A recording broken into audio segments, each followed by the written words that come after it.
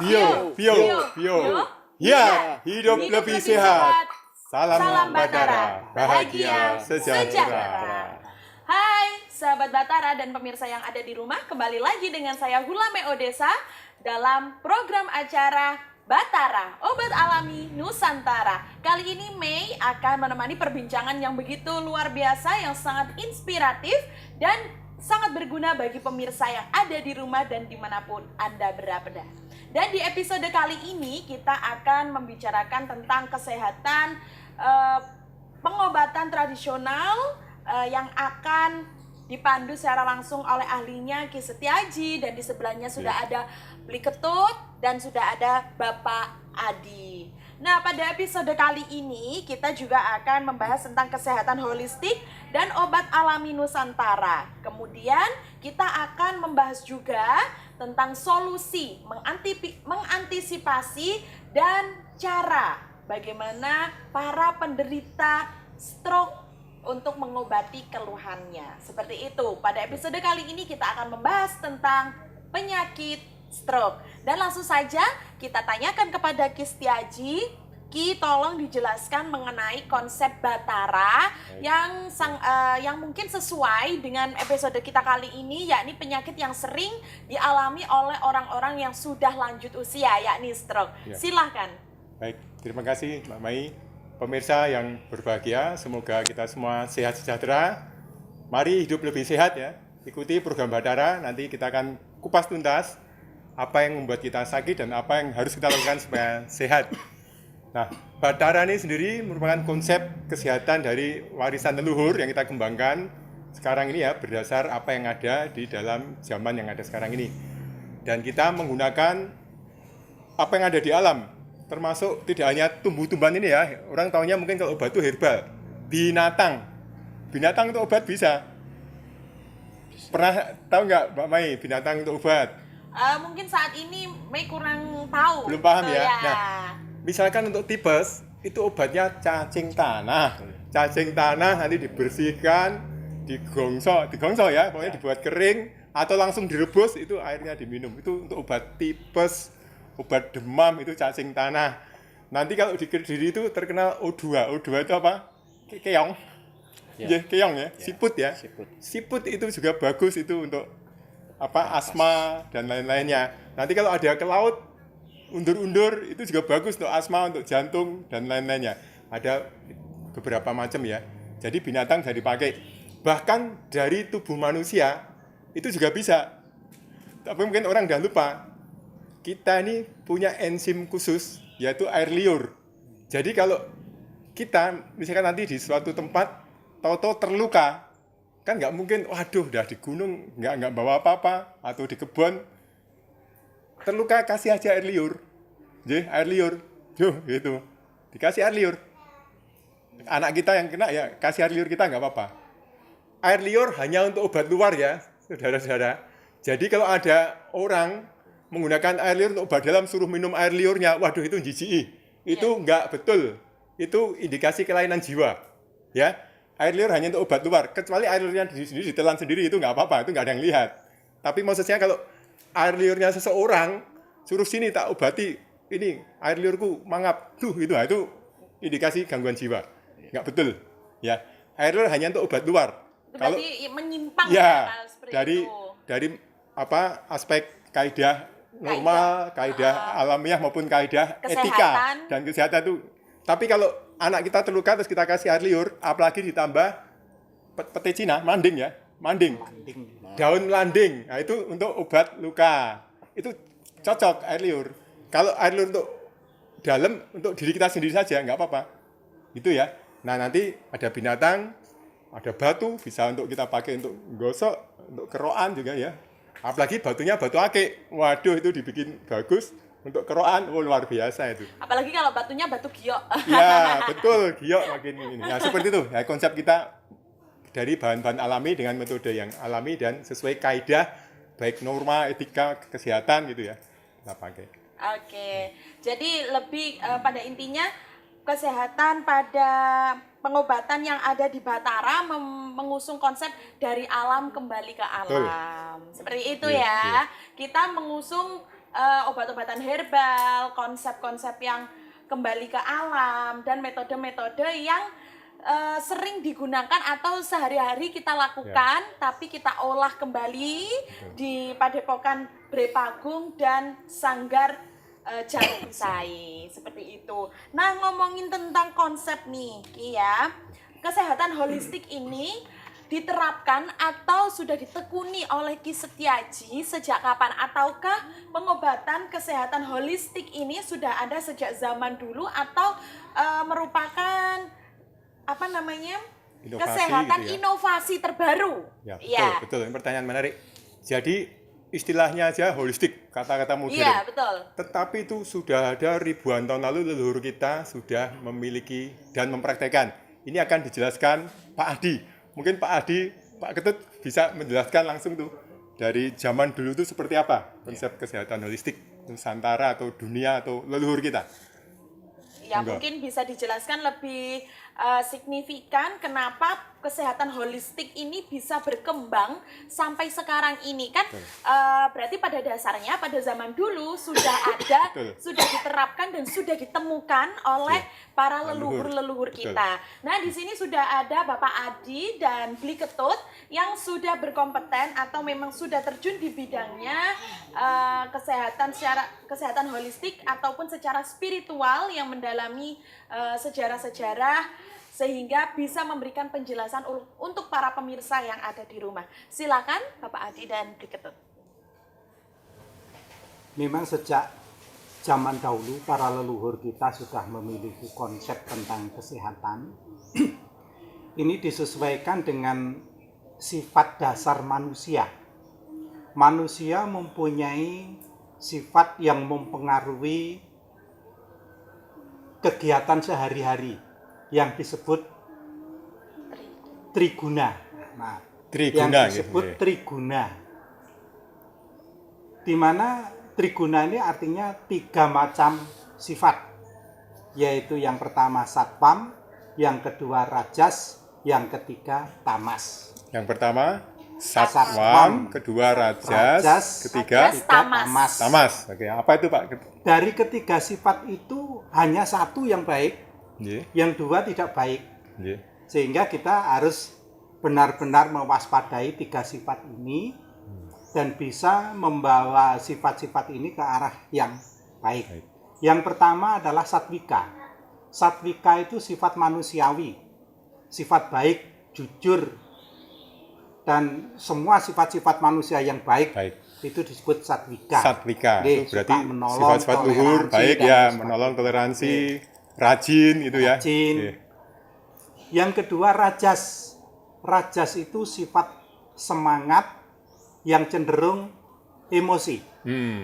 Jadi lebih banyak emosinya, Nekat gitu ya. nekat, gampang tersinggung, Nggih, nggih. sensitif, dan lain sebagainya. Jadi cenderung merusak kalau Iya, gitu ya. berarti kalau orang Kediri biasanya tuh ngomongnya bonek. Ah, Bonek kan bonek gitu. Ah, Nggih, nggih, bodoh nggih, nekat Itu nggih. gitu ya. dikuasai oleh sifat rajas. rajas, Berasal iya. dari kata raja yang artinya ingin menang sendiri Ingin menang sendiri. dengan cara apapun. Ya.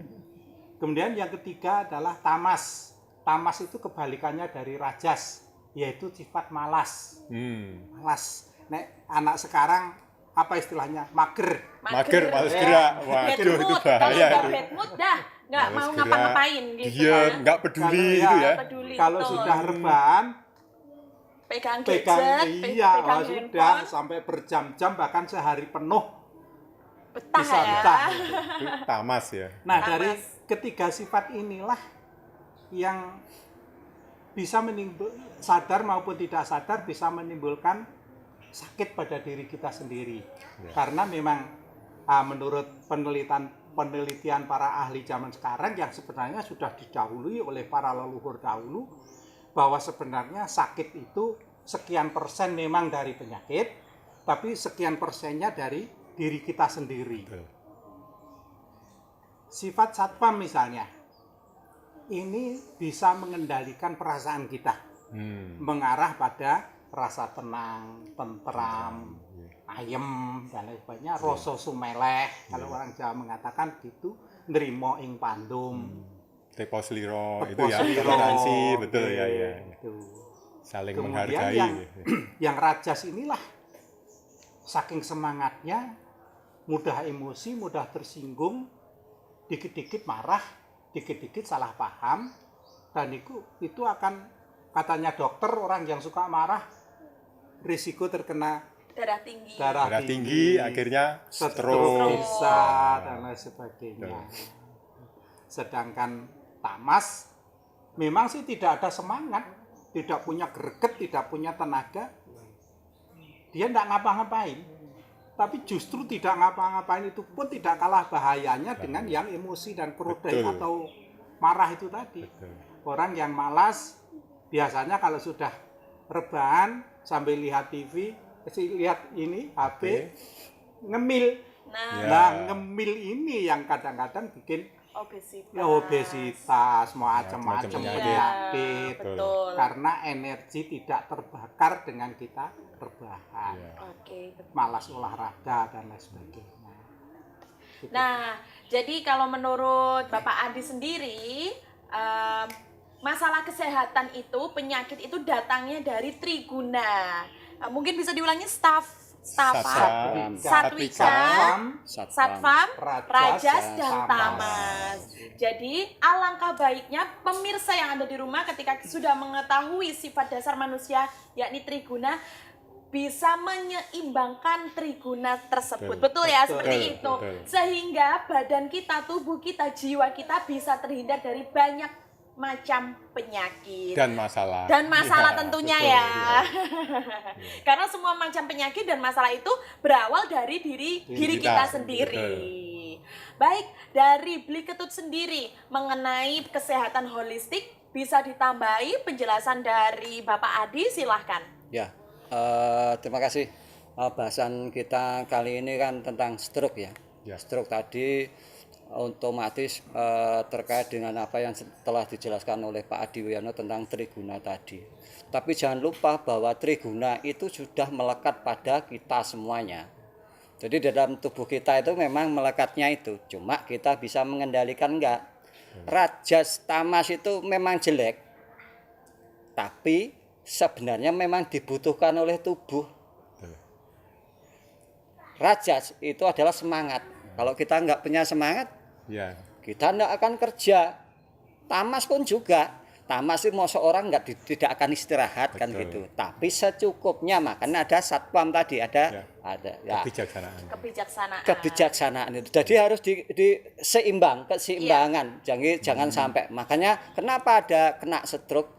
Karena pola pikir itu yang pola pikir, pola makan dan sebagainya tadi ya. Karena di tubuh kita ini jangan lupa kita terdiri dari pancamabhuta, dari unsur pertiwi, apa, tejo, bayu, akoso. Akoso itu ruang lah ya. Itu kalau tidak ada keseimbangan, dari unsur-unsur itu menyebabkan akhirnya kita akan sakit. Jangan lupa bahwa kita ini terdiri dari badan kasar dan badan halus.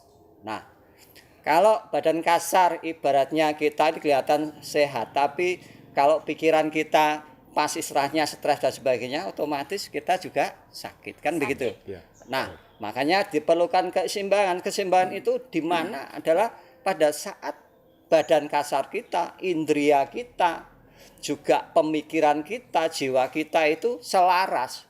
Kalau tidak selaras kita tidak akan sehat gitu loh ya. Tidak akan sehat. Itu makanya perlu keseimbangan antara badan kasar maupun badan halus supaya hidup kita itu bisa seimbang gitu. Jadi kalau kita bahas ini sebenarnya panjang, bisa nanti kita jelaskan banyak hal karena apa? Itu menyangkut dengan hubungannya dengan apa? Gabungan antara tridoso ya, kalau nggak salah ya, ada vata, pita, ada rasa itu ya, itu ada hubungannya. Karena apa? Elemen-elemen yang ada di tubuh kita itu menyebabkan ketidakseimbangan. Otomatis pemikiran kita pada saat tidak seimbang itu menyebabkan sakit atau stroke itu nanti gitu. Ya. Itu gitu ya. Iya betul, betul banget. Ngomongin tentang tadi ajaran leluhur yang sudah memang digagas yakni kesehatan holistik yang sudah memang digagas sejak zaman dahulu, sejak leluhur kita. Nah, mungkin panjenengan-panjenengan yang ada di sini sudah tidak asing dengan pepatah atau mungkin ajaran dari leluhur ngunduh wohing pakarti. Nah, Ya. apakah ngunduh wohing pakarti itu juga berkesinambungan dengan Triguna tadi yang menjadi tonggak dasar adanya kesehatan holistik? Silakan, mungkin bisa dijawab oleh Bliketot dahulu Ya, atau Bapak Bliketot. Adi dahulu. Bliketot, Silakan. silakan. Bliketot. Oh, hubungannya dengan Ngunduh wong pakarti. ngunduh Ngunduh wonge wonge pakarti pakarti itu dengan kesehatan bahasa holistik. yang Iya. untuk kita orang Jawa biasa ya, familiar bahwa apapun yang kita lakukan itu akan menjadikan sebab akibat, kan begitu. Iya. Jadi itu peribahasa yang sangat bagus, tapi sayangnya banyak dari generasi sekarang yang kurang memahami sebenarnya. Kalau bahasa itu bahasa biasa mereka, tapi sayangnya tidak memahami. Ngunduh wong pakarti itu hubungannya sama karma. Apa yang kita perbuat akan membuahkan hasil, gitu ya. Apa yang kita perbuat akan membuahkan hasil, gitu. Jadi hukum sebab akibat itu hukum alami di jagat raya ini, kan gitu. Kalau kita menanamkan kebaikan, pasti akan ngunduhnya itu akan kebaikan. Oke. Tapi ini ya, kadang orang nggak sadar bahwa menanam itu belum tentu ngunduhnya saat itu juga. Iya, Kalau betul. hukum karma itu Ya. begitu. Hukum karma itu kita mengalami misalnya sakit sekarang, belum tentu istilahnya buah karma kita sekarang, bisa juga kehidupan masa lalu kita yang menyebabkan kita sekarang harus istilahnya menerima Menerima. buah itu gitu. Monggo Pak Adi lebih bisa menambahi tentang hukum karma, tentang kita dulu gimana, ke depan gimana, atau masa depan gimana. Monggo Pak Adi. Nggih. Memang hukum karma pala ini bisa dijabarkan menjadi 3 hal. Yang pertama disebut sancita karma pala.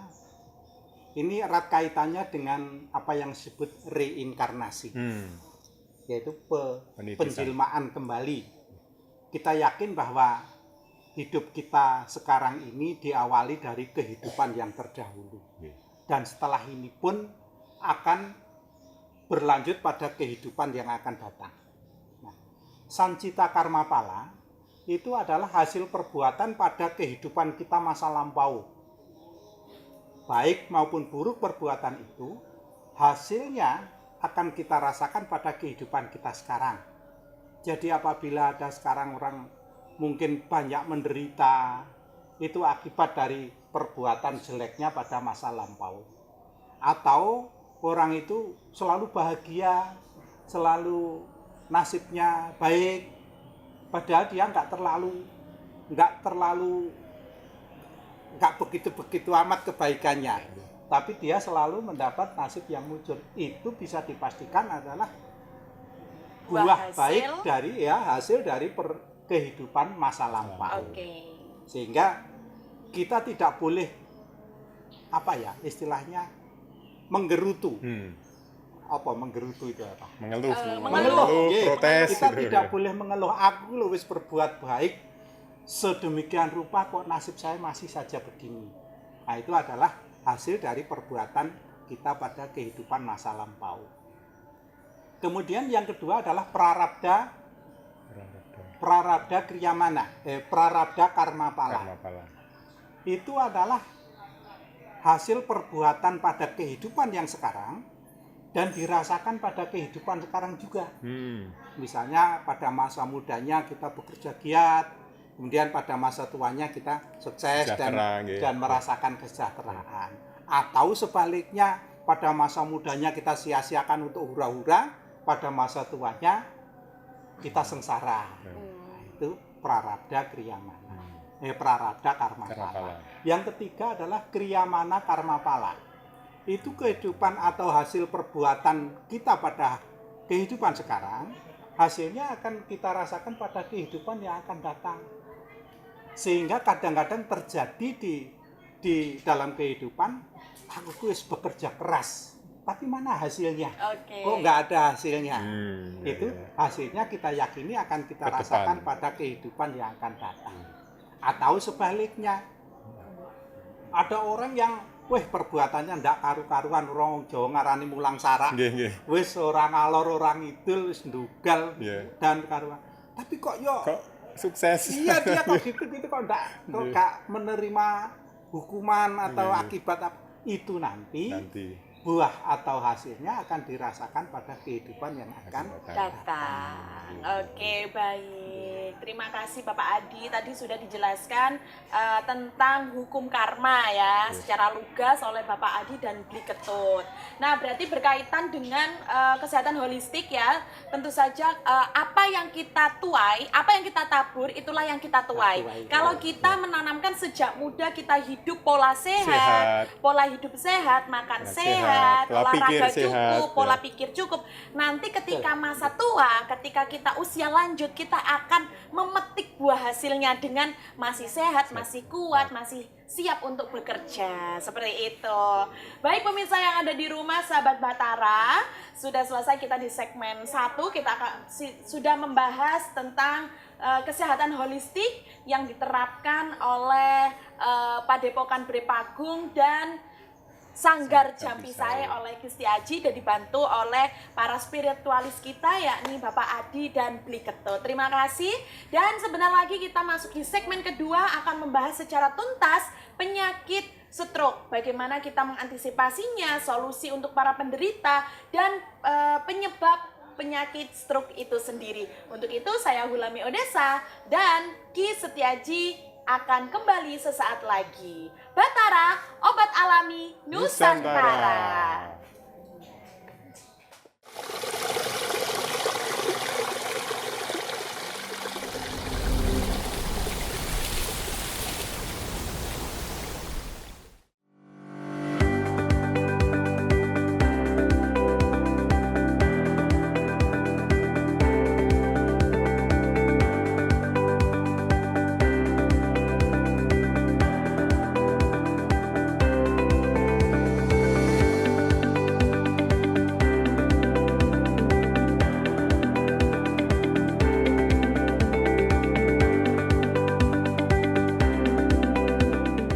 Halo sahabat Batara, bertemu lagi dengan Hulame Odessa dan Ki Setiaji didampingi oleh para pasien penderita stroke di segmen kedua ini, dan kita akan mengupas tuntas permasalahan stroke bagi penderita stroke dan cara mencegah stroke itu datang pada diri kita.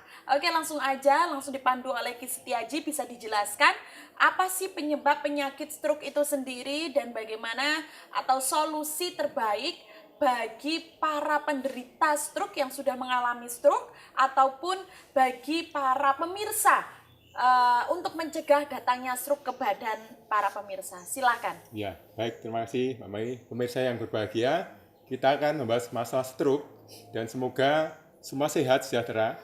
Jika ada yang menderita stroke, baik stroke ringan maupun yang lebih berat, mari coba kita ikuti tips-tips berikut ini. Sekarang ini kami ada Pak Unggul. Pak Unggul ini umur berapa? 60. 60 ya. Kalau bicara sudah agak bergetar ya, karena menderita sakit dan macam. Jalan juga, kalau jalan naik turun masih bisa, tapi Masih bisa, tapi sekarang kayak turun undang-undangan tuh katanya goyang-goyang. goyang. Kalau turun undang-undangan goyang, terus bicaranya. Tapi tetap berjiwa muda. Wah, bagus ya, muda, ini penting. Terus ini Pak Sinten? Pak Supardi. Pernah menderita stroke, Pak? Kira-kira berapa tahun lalu ya? 10 tahun lebih ya? kurang lebih. 10. Waktu itu sampai nggak bisa bicara, nggak bisa bangun ya? Waktu itu. Sekarang udah lumayan. Sekarang umur berapa, Pak? 75. Nah, gejalanya waktu itu, waktu stroke gimana gejalanya? Tahu. Nggak gejalanya apa yang dirasakan? Apa yang dirasakan waktu itu? Nggak bisa omong, nggak bisa bergerak. Iya. Itu yang kanan atau kiri? Waktu itu yang nggak bisa gerak. Oh, kiri nggak bisa. Pokoknya tangan kiri nggak bisa diangkat, kaki nggak bisa diangkat. Jadi stroke ini kondisi yang sangat serius. Karena apa? Aliran darah menuju otak ini terganggu. entah berkurang atau malah berhenti sama sekali. Nah, terganggu itu apakah karena ada sumbatan ya, ada yang menyumbat, atau mungkin ada yang kalau parah tuh pecah pembuluhnya. Nah, itu bahaya kalau pecah. Memang kalau udah pecah sangat sulit disembuhkan ya, hanya mungkin dikurangi. Tetapi kalau sekedar masih tersumbat seperti Pak Dini masih bisa sembuh. Waktu itu masih kemudian jalan-jalan naik sepeda kemana-mana gitu, sampai sekarang ya. Nanti kita terapi lagi Pak Di. Jadi tanpa aliran darah yang memadai ke otak, otomatis otak ini nggak berfungsi dengan baik. Padahal otak ini mengendalikan seluruh sistem dalam tubuh, ya. Kalau aliran yang ke otak harusnya dia mengendalikan gerakan tangan kiri tersumbat, akhirnya nggak ada komunikasi, ya ini nggak bisa bergerak. Kira-kira begitu ya. Nah, dampaknya fungsi tubuh yang dikendalikan oleh area otak tadi nggak bisa berfungsi dengan baik itu karena tidak ada aliran darah. Darah itu mengandung nutrisi, energi, dan sebagainya itu ya. Nah, gejalanya tadi udah sampai, ini ya perot Pak Di ya. Perot ya, jadi wajahnya separuh entah begini gitu ya, miring gitu ya. Itu terus tidak bisa senyum karena mulutnya seperti terkunci. Nggak bisa, jangankan untuk bergerak, hanya ngangkat dikit aja tuh udah susah sekali seperti itu. Ngomongnya waktu itu malah nggak bisa ngomong ya. Au aja gitu. Ngomongnya au gitu ya sampai ini. Dan biasanya diawali dengan tanda-tanda mual muntah. Ya pusing, mual muntah, kesadarannya turun gitu ya. Pak Unggul pernah ngalamin tuh ya. Tahu-tahu keluar air atau apa itu otomatis gitu ya. Lalu juga keseimbangannya terganggu. Jadi ini kanan tuh kiri atau gitu seperti itu. Mati rasa. Nah, seperti itu. Itulah stroke ya, itu penyakit berbahaya dan kalau sampai pecah pembuluh darah memang ini sangat sulit untuk penyembuhannya, tetapi tetap bisa diusahakan supaya tidak terlalu menderita. Gitu. Oke, baik, selain gejala atau penyebab yang tadi sudah dijelaskan oleh Ki Setiaji sendiri, mungkin dari setiap pasien memiliki gejala-gejala masing-masing nih ya. Beda-beda. Sudah disebutkan juga tadi, ini real testimoni dari para pasien pengidap atau penderita stroke yang sudah ditangani oleh Ki Setiaji di Padepokan Brepagung dan Sanggar Jambi Saya. Mungkin bisa dilanjutkan Ki Setiaji, gejala-gejala atau penyebab dari stroke itu sendiri. Silakan. Betul. Jadi penyebab utama ya, mengapa aliran darah tidak lancar, itu bisa sumbatan karena makanan kita. Terlalu banyak makanan gorengan, gitu. Makanan yang diawetkan, fast food, junk food istilahnya itu ya. Pokoknya makanan yang tidak alami, itu penyebab utama.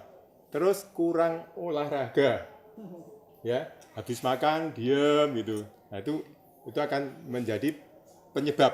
Pikiran, nah pikirannya macam-macam, wes mikir yang enggak segala macam, jadi kemudian darah tinggi akhirnya bisa jadi stroke gitu ya. Hipertensi. Ya, hipertensi, darah tinggi, betul. Jadi kolesterol tinggi bisa menyebabkan, mungkin juga kadar gulanya tinggi, itu juga bisa kena stroke ya. Jadi terlalu banyak makan yang manis-manis itu bisa tidak hanya diabetes tapi bisa kena stroke. Nah itu penyebab utama.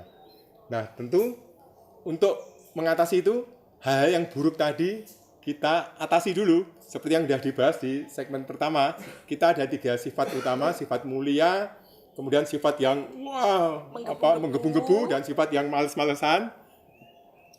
Itu dibereskan dulu, ya, supaya pikiran kita teratur, sehat. Nah itu baru setelah itu makanan kita jaga ya, dikurangi yang daging-daging, yang gorengan itu dikurangi gitu ya.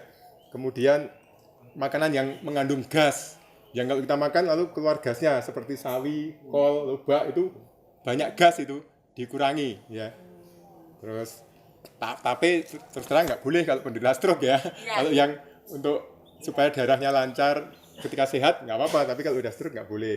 Jadi makanan yang bagus tuh nanti yang banyak kaliumnya, pisang, dalam macam nanti sayur-sayuran hijau, ikan itu yang kemudian banyak proteinnya, ikan segar itu ya.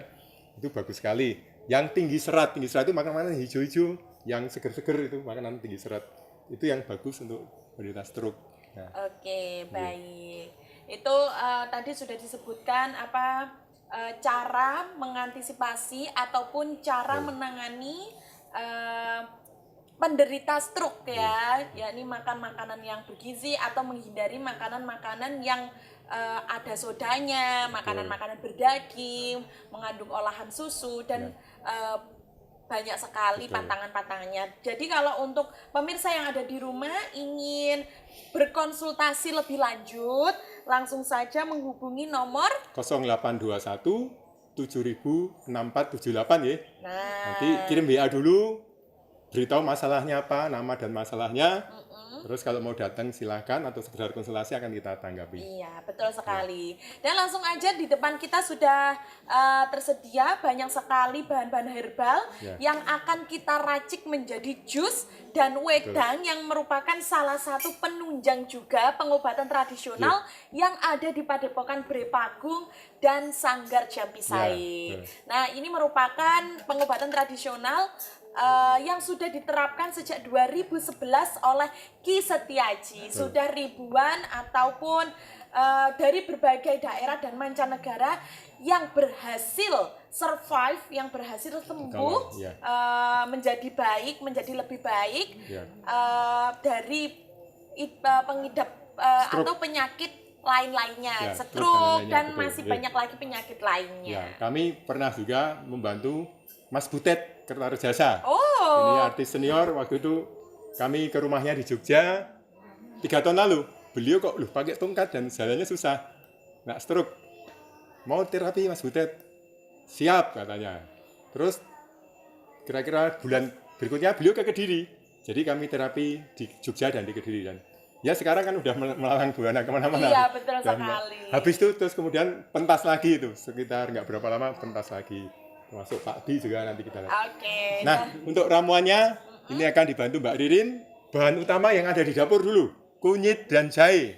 Pasti pemirsa semua tahu ya, kunyit jahe. Seberapa banyak? Ya kalau untuk jus kira-kira 1,5 liter, mungkin cukup 1 jempol jahe, 1 jempol kunir ya, dipotong-potong. Kemudian asam jawa. Asam jawa kira-kira mungkin sejumput gitu, coba ditunjukkan asam jawanya. Nah, kira-kira sejumput itu ya. Itu asam jawa atau asam kawak. Lalu ada tomat 1 butir aja cukup untuk satu kali jus. Tomat, apalagi yang ada jeruk nipis. Jeruk nipis kalian ini kulitnya nggak apa-apa, di jus itu bagus nanti. Lalu ada itu daun pecut kuda, okay. Kemudian ada daun pandan, lalu serai. Ini ada di kebun ya, yang ada di kebun atau di dapur. Nah, kita masukkan, ditambah. Nah, kita pakai air tebu. Nah, air tebu nanti juga ditambah air yang steril, air yang biasa ya. Lebih bagus lagi kalau airnya itu pH-nya tinggi. Jadi ada produk air yang pH-nya tinggi khusus tuh, ada merek tertentu. Nah, ditambah air karena ini bahannya cukup banyak. Sekali lagi untuk berapa takarannya? Biasanya sekitar 1/3 atau 1/4 bahan, lalu airnya sisanya gitu ya. Nah, seperti itu kira-kira. Ya, cukup. Lalu di blender. Ini.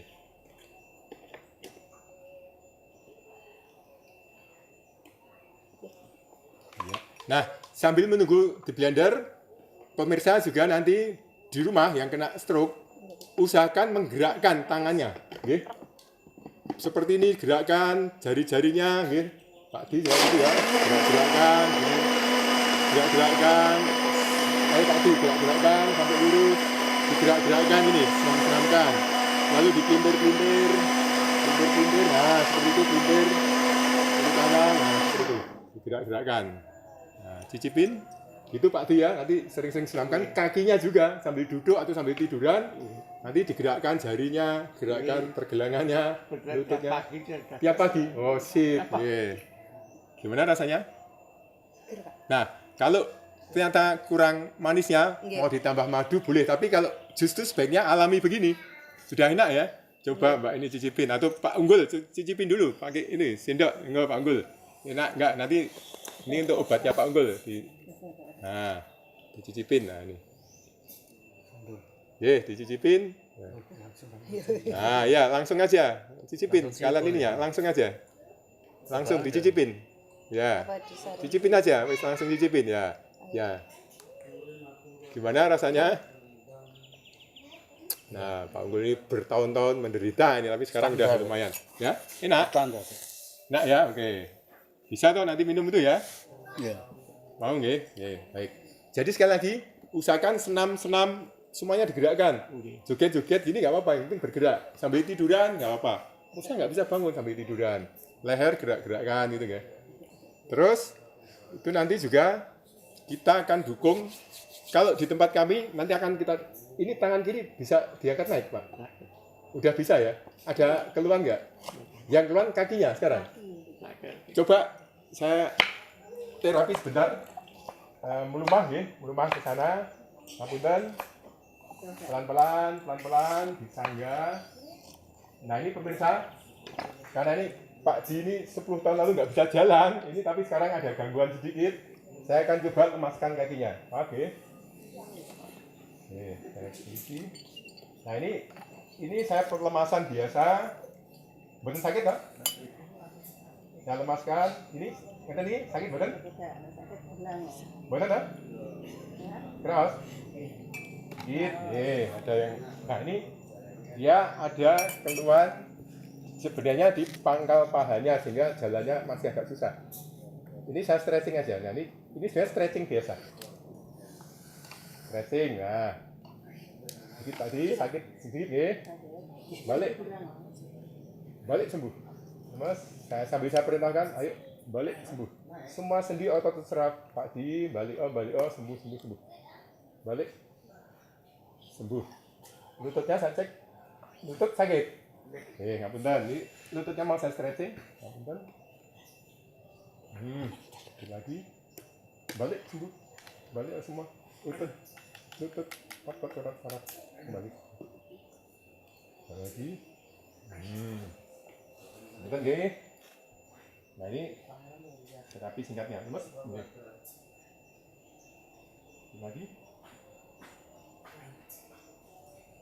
Nah, Sobi sekarang duduk terus nanti digerak-gerakkan.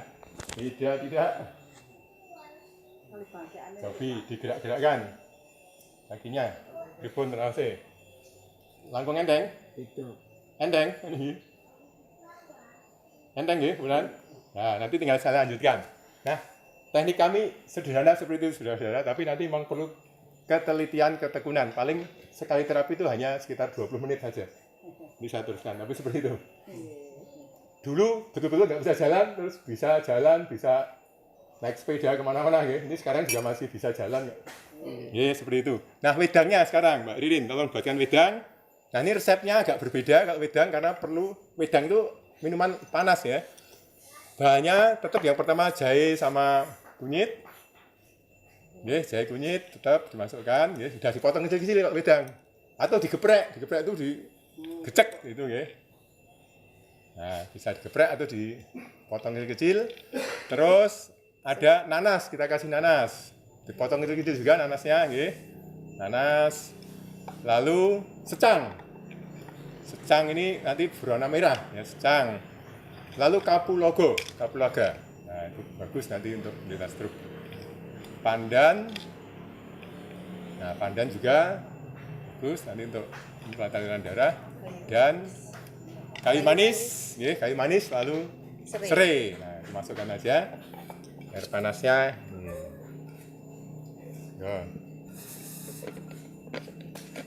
Itu. Nah, ini membuat wedang ya. Jadi apa yang ada di dapur sama di lingkungan sekitar.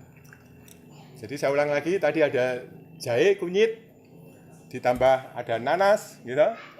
Ada secang, kayu manis, kapulaga, daun pandan. Oh ya, ditambah telur kuning telurnya, nggih, dimasukkan gitu. Nggih. Tambah kuning telur nanti biar lebih jos. Enggak apa-apa. Kuning telurnya. Wis dimasukkan sini enggak apa-apa. Nggih, langsung aja. Nah, itu aja, enggak apa-apa. Ya, dimasukkan kuning telurnya aja. Nah, terus diaduk dan ini nanti kalau wedang mungkin perlu pemanis apakah madu atau gula aren. Intinya jangan pakai gula pasir karena gula pasir itu berbahaya untuk kesehatan. Nah, didiamkan dulu. Nah, tangannya pegel-pegel mboten? Sampun sikit ya? Oh, lumayan. Mbah Unggul coba hadap sana. Ini kan tangannya untuk ngangkat apa susah ini ya. Maaf ya. Enggak. Oke, ini sini. Ini sakit? Ini nggak sakit? Enggak, ibu sakit. Sini? Enggak. Enggak. Ini? Nah, ini. Sakitnya di depan sini. Jadi ada aliran yang tersimpan di depan. Maaf ya, saya betulkan. Jadi saya lemaskan dulu, lemaskan. Lemas sambil perintah seluruh sendi otot urat saraf panggul kembali ke tempatmu, sembuh lemas. Nah, ini tangannya ini sampai bergetar sendiri gini tangannya. Ini salah satu ciri juga tidak lancarnya koordinasi otak dengan tangan. Nah, ini bergerak sendiri. Lemas. Balik. Sembuh. Balik. Nah. Coba digerakkan. Lebih enteng belum? Enggak enteng. Angkat ke atas, lurus, ke atas, lurus. Maksimum segini, tapi udah lebih tinggi dari tadi ya. Bisa? Bisa. Oh, bisa. Sekarang, ya, udah. Tangan kiri naik ke atas, semua lancar yang kiri. Kalau kiri ke atas, lurus. Oh, udah bagus ya. Nah, seperti ini. Coba sekarang cicipin wedangnya. Hah? Wedangnya dicicipin, Bang Gul. Nih, cicipin wedangnya ini langsung pakai itu aja. Dibuka apa pakai sendok ya, pakai sendok. Oke. Apul. Ini ada kuning telur ayam kampung spesial ya untuk penderita stroke supaya energinya cepat pulih, kerusakan sel cepat pulih. Gimana rasanya? Enak. Padahal tidak dikasih pemanis ya. Ini udah enak ya. Saya akan cek bener enak enggak nih. Gurih. Iya, ada gurihnya karena ada telurnya. Gurih. Ya. Kalau mau manis tinggal tambah madu. Tapi ini udah enak, betul enak. Oke, seperti itu. Nah, Baik, luar biasa pemirsa yang ada di rumah. Tadi sudah kita lihat ya cara pembuatan jus, pembuatan wedang dengan bahan-bahan yang sangat ramah di kantong dan sering kita temukan di rumah pemirsa yang ada di rumah ya. Pemirsa yang melihat pasti sudah tidak asing dengan bahan-bahan yang kita pakai, bahan-bahan yang menjadi kondimen-kondimen jus dan wedang di Sanggar Jampisae dan Padepokan Brepang. Nah, supaya lebih manjur di kita ini kami beri probiotik.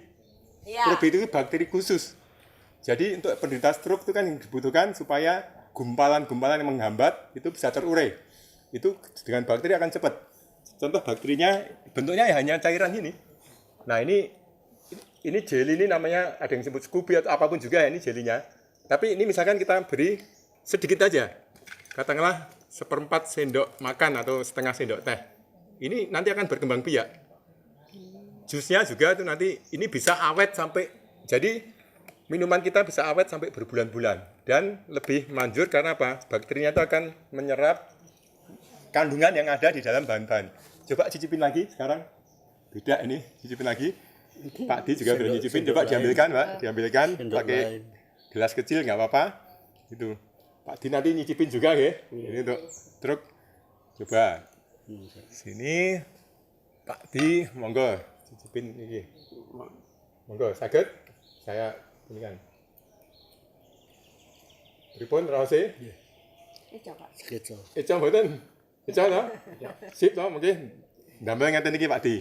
Sehat oke. Oke, luar biasa ya. Tadi sudah dicampur oleh bakteri baik yang bisa menambah waktu konsumsi ya, bisa Dan nambah semakin khasiat lama juga. menambah khasiat juga. Oke, pemirsa yang ada di rumah, segmen kedua sudah selesai. Kita akan beralih ke segmen ketiga.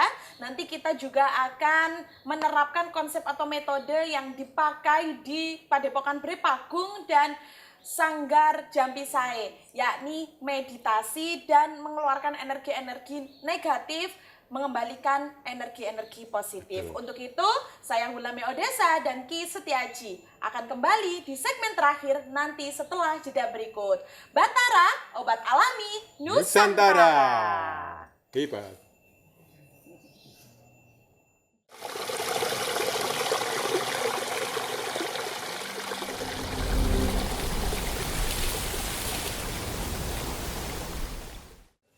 Halo sahabat Batara, bertemu lagi dengan Hulame Odessa dan Ki Setiaji. Kita sudah ditemani oleh para pasien dan para spiritualis yang nanti akan membantu atau membimbing kita di segmen terakhir pada episode gejala penyebab dan solusi untuk penyakit stroke. Nah, sebelum kita memasuki segmen ketiga lebih lanjut, yakni meditasi atau cara menghilangkan energi-energi negatif dan mengubahnya menjadi energi positif. Nah, kita kembali lagi ke segmen pertama. Masih ingat pemirsa bahwasannya hukum karma itu ada. Nah, kaitannya dengan kesehatan, bahwasannya tadi sudah dijelaskan juga, ketika kita menabur sesuatu yang baik, pasti akan kita tuai dengan baik. Apabila kita menabur jelek, pasti kita akan tuai yang jelek. Nah, ini kaitannya akan lebih dijelaskan oleh para spiritualis kita, dan nanti kita juga akan melangsungkan atau menyaksikan bagaimana caranya mengeluarkan energi-energi negatif yang berasal dari karma, hukum karma itu sendiri. Untuk itu langsung saja oleh Bapak Adi, silakan. Jadi sesuai dengan kondisi tubuh manusia, ini diibaratkan seperti air di dalam wadah. Kalau wadah itu selalu diguncang, dipindah ke sana kemari, atau tidak diletakkan pada tempat yang tenang, maka air itu pun tidak akan bisa jernih sepenuhnya. Kalau didiamkan beberapa saat, beberapa jam, maka akan terlihatlah kotorannya akan mengendap, beningnya akan kelihatan di atas. Tubuh manusia juga demikian. Kalau kita selalu beraktivitas tanpa ada pengendalian, maka segala yang ada di dalam tubuh ini pun juga akan bergolak. Jadi tidak ada heningnya, tidak ada tenangnya, dan ini juga akan berakibat pada kesehatan. Oleh sebab itu, kita diwajibkan untuk menyeimbangkan keadaan tubuh ini dengan menenangkan tubuh ini, yang disebut dengan meditasi atau disebut juga dengan samadhi. Kalau orang Jawa dulu menyebutkan semedi maladihning nutupi babahan hawa sanga meper ubaling panca indriya maneges karsaning Gusti Kang Maha Kuwasa. Itu artinya kita duduk tenang, menenangkan hati dan pikiran, dan mengendalikan seluruh indria, panca indria ini, supaya tidak ngelambrang kemana-mana, tidak membayangkan hal yang bukan-bukan, tidak menginginkan hal yang bukan-bukan, sehingga nanti akan kita bisa merasakan benar-benar rasa tenang dan hening. Baik, mungkin bisa langsung dilaksanakan ataupun praktek meditasi yang diterapkan pada Padepokan Prepagung dan Sanggar Jampi Sae. Dan pemirsa yang ada di rumah silahkan mengikuti. Dan saat ini kita langsung dipandu oleh Ki Setiaji, silahkan. Baik, pemirsa yang berbahagia, silahkan kalau ada air putih disiapkan. Nanti karena itu air itu akan mendapat getaran dari energi yang luar biasa. Air putih, makanan, apapun yang nanti bisa dipakai ya. Bahkan kalau wah aku pakaianku, silahkan aja. Energinya itu betul-betul mengalir dan kita sudah buktikan. Nanti juga akan kita buktikan lagi. Dan sebelum itu, saya mau tanya sih Pak Ketut. Pak Ketut, kan kalau kita menanam akan menabur ya, entah naburnya kapan. Iya.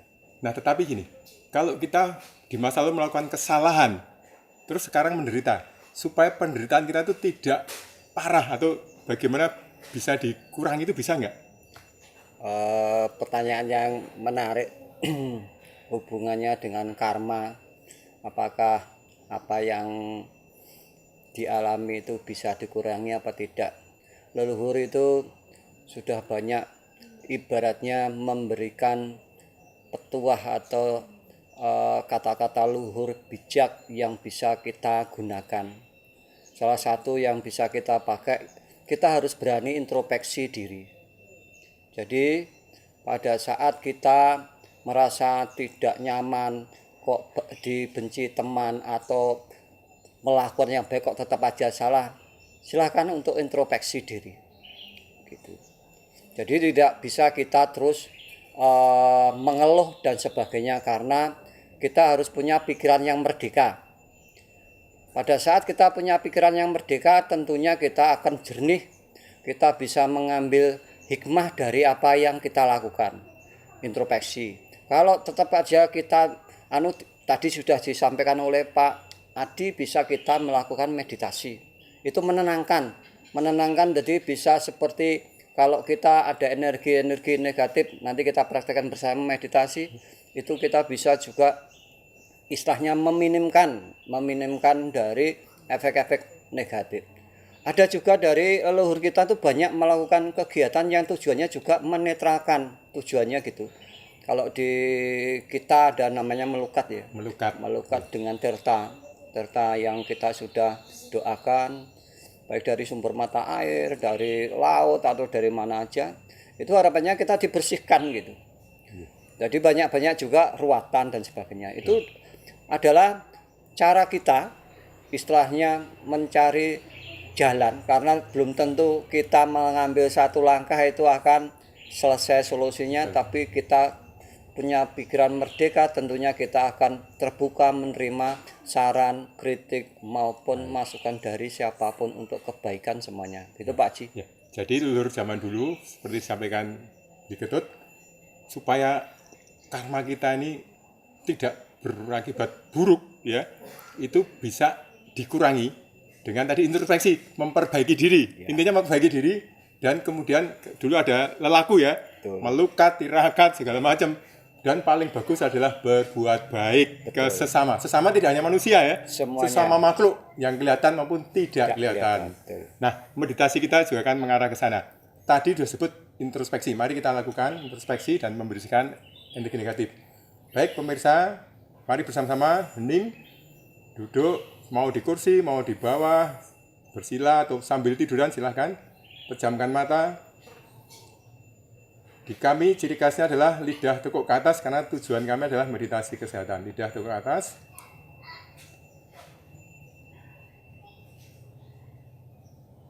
Nah, kita akan coba membersihkan energi negatif. Kita sekarang masuk ke rongga kepala. Di situ kita sadari pikiran-pikiran buruk, prasangka-prasangka buruk, keyakinan-keyakinan yang kurang tepat. Keyakinan bukan soal spiritual atau iman saja ya. Karena ada orang yang yakin aku ini paling ganteng. Waduh, itu keyakinan. Atau aku tuh yang paling pinter. Itu juga suatu keyakinan yang kurang tepat ya. Merasa diri paling hebat, paling pintar. Aku akan dihargai kalau aku memakai jam tangan mewah atau perhiasan-perhiasan mahal. Itu juga keyakinan yang kurang tepat. Nah, seperti itu kita perhatikan dalam diri kita, pikiran buruk, prasangka buruk. Lalu akan kita bersihkan. Kalau sudah kita sadari introspeksi, kita lepaskan melalui hembusan nafas. Tarik nafas, cahaya terang masuk ke kepala. Lalu semua pikiran buruk, prasangka buruk, keyakinan yang kurang tepat, hembuskan melalui mulut. Keluar semua pikiran buruk, prasangka burukku, keyakinan kurang tepat, terurai keluar. Tarik nafas lagi. Cahaya terang masuk ke kepala. Pikiran buruk, prasangka buruk, keyakinan kurang tepat kita keluarkan. Hembuskan nafas. Terurai keluar. Baik, itu nanti kita lakukan terus berulang-ulang sampai introspeksi kita betul-betul menyadari betul. Makin berkurang, kita menjadi lebih baik. Yang tadinya mudah berprasangka buruk, kita menjadi boleh waspada. Waspada itu beda dengan prasangka buruk. Ya, hati-hati, waspada itu berbeda dengan prasangka buruk. Lalu kita masuk ke berikutnya, ke dada, rongga dada kita. Jika kita bereaksi terhadap suatu hal dengan emosi yang tidak tepat, emosi negatif, maka dada kita akan bermasalah. Energi negatif akan disimpan di dada. Jantung akan berdenyut kencang. tekanan darah akan menjadi tinggi sehingga kemudian bisa menjadi stroke. Itu akibat dari emosi-emosi negatif, pikiran-pikiran negatif. Tarik nafas panjang ke dada. Cahaya terang masuk ke dada, lalu keluarkan semua emosi negatif, kemarahan, kebencian, ketakutan, kekhawatiran, semuanya hembuskan. Bersih, bersih. Semua kemarahan, kebencian, ketakutan, emosi negatif, bersih, bersih, bersih. Tarik nafas lagi ke dada. Dengan cepat introspeksi, semua kemarahan, kebencian, ketakutan, kekhawatiran, dan emosi negatif lainnya aku keluarkan. Hembuskan melalui mulut. Keluar, keluar, keluar, keluar, keluar, keluar, keluar. Sekarang kita tambah dengan pengampunan. Kita memaafkan dan minta maaf ke orang-orang yang terlibat, orang-orang yang membuat kita marah, yang membuat kita sedih, benci, dan segala macam. Tarik nafas, cahaya terang masuk. Hembuskan nafas, aku memaafkanmu, aku juga minta maaf. Bayangkan kita menjadi damai dengan orang itu. Memaafkan dan minta maaf.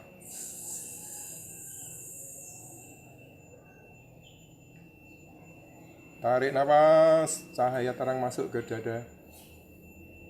Hadirkan orang-orang yang terlibat, yang membuat kita marah, benci, takut, khawatir, dan sebagainya. Hembuskan nafas, aku memaafkanmu dan aku minta maaf.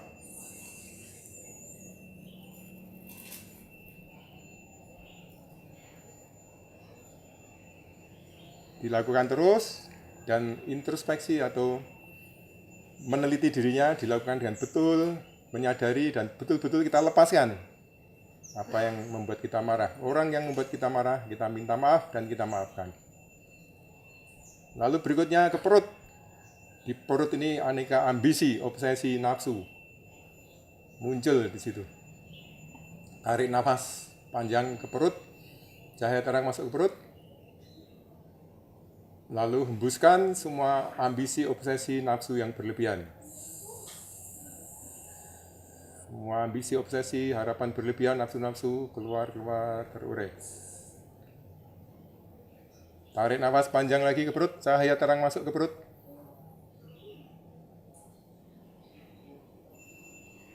Semua ambisi, obsesi, harapan yang berlebihan, nafsu-nafsu yang berlebihan, kita hembuskan, keluarkan. Menjadi bersih, bersih, terus keluarkan. Sekali lagi, tarik nafas panjang ke perut. Cahaya terang masuk ke perut. Lalu kita keluarkan, hembuskan melalui mulut. Ambisi, obsesi, harapan berlebihan, nafsu-nafsu berlebihan.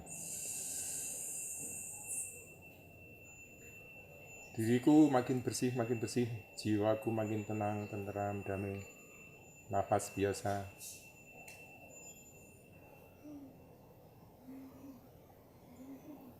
Sekarang kembali ke pikiran kita, karena pikiran inilah yang mengendalikan semua perkataan dan tindakan kita. Dan di mana pikiran berada, energi mengalir. Sehingga kalau pikiran kita baik, energi yang baik akan mengalir, menarik energi yang baik lainnya. Pikiran jelek akan menarik energi yang jelek, menarik hal-hal jelek lainnya. Tadi sudah kita bersihkan, lalu kita akan tanamkan pikiran yang baik. Pusatkan perhatian di kepala. Sekarang dalam hati ucapkan, aku makin sehat dan bersemangat menjalani hidup yang lebih tertib. Seperti itu, atau mau membuat sendiri, tapi seperti itu. Ulangi lagi. Pusatkan perhatian kepala. Dalam hati, aku makin sehat dan bersemangat menjalani hidup yang lebih tertib dan sehat. Diulang masing-masing dalam hati. Kita menanam pikiran baik. Dalam bahasa psikologi disebut afirmasi. Kalau orang zaman kuno dulu, jopo montro atau wiritan.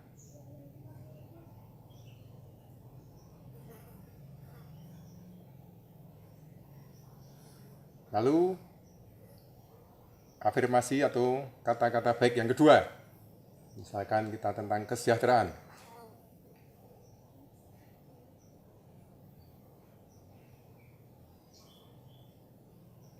Semua pekerjaan dan usahaku lancar dan memberikan hasil yang memuaskan, mencukupi. Kira-kira seperti itu, bisa dirubah sendiri, tapi intinya tentang kesejahteraan. Semua pekerjaan dan usahaku lancar dan memberikan hasil yang memuaskan dan mencukupi. Semua pekerjaan dan usahaku lancar dan memberikan hasil yang memuaskan dan mencukupi semua kebutuhan keluarga. Seperti itu, bisa membuat sendiri, diulang lagi dalam hati.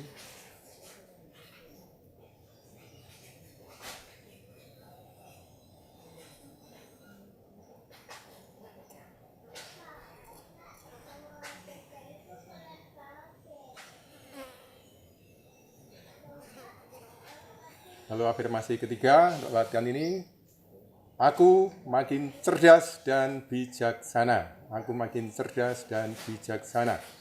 Aku makin cerdas dan bijaksana. Aku makin cerdas dan bijaksana. Ulang dalam hati.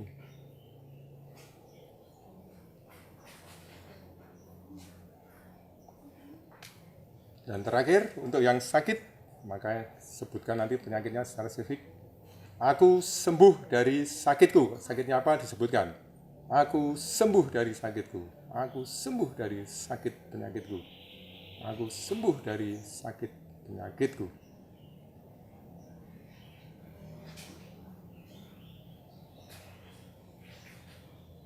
Khusus untuk yang terakhir, sambil perhatikan bagian tubuh yang sakit, kita minta tubuhku sembuhkan dirimu, sembuhkan dirimu.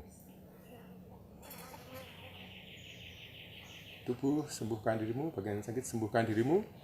Lalu sekarang kita masuk ke dalam memohon anugerah Tuhan dengan cara sesuai keyakinan masing-masing. Mohon anugerah penyembuhan dari Tuhan. Silakan masing-masing.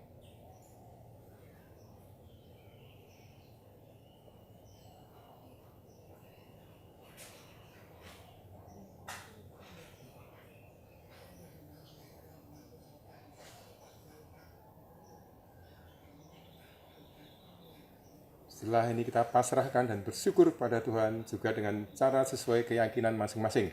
Pasrah dan bersyukur sesuai keyakinan masing-masing.